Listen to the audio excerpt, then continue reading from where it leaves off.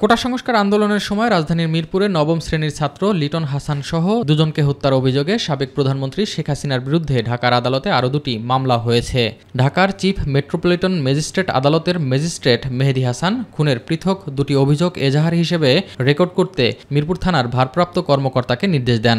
ছাত্র লিটন হাসান হত্যা মামলায় শেখ হাসিনা ছাড়াও আসামি হয়েছেন আওয়ামী লীগের সাধারণ সম্পাদক ওবায়দুল কাদের, সাবেক স্বরাষ্ট্রমন্ত্রী আসাদুজ্জামান সহ ১৪৮ জন।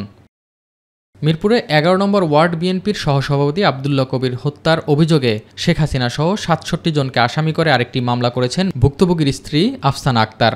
এই দুটি সহ শেখ হাসিনার বিরুদ্ধে এ পর্যন্ত ১৭টি মামলা হয়েছে। এর মধ্যে ১৬টি খুনের মামলা এবং একটি অপহরণ মামলা। সিলেটে ছাত্র আন্দোলন চলাকালে শাহজালাল বিজ্ঞান ও প্রযুক্তি বিশ্ববিদ্যালয়ের শিক্ষার্থী রুদ্র সেন ও সাংবাদিক এটিএম তুরাব নিহতের ঘটনায় পৃথক দুটি মামলা হয়েছে। কোটা সংস্কার আন্দোলন ঘিরে সহিংসতায় জয়পুরহাটের কলেজ শিক্ষার্থী নজিবুল সরকার বিশাল নিহতের ঘটনায় দায়ের করা হত্যা মামলা সদর থানায় এজাহার হিসেবে নথিভুক্ত করা হয়েছে।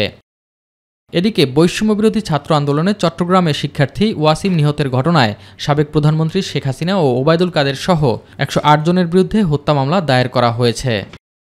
অন্যদিকে মিরপুরে শিক্ষার্থী আলভিকে হত্যার ঘটনায় শেখ হাসিনা, হাসানুল হক ইনু, রাশেদ খান মেনন ও আনোয়ার হোসেন মঞ্জুসহ ২৭ জনের বিরুদ্ধে আন্তর্জাতিক অপরাধ ট্রাইব্যুনালের তদন্ত সংস্থায় অভিযোগ দায়ের করা হয়েছে।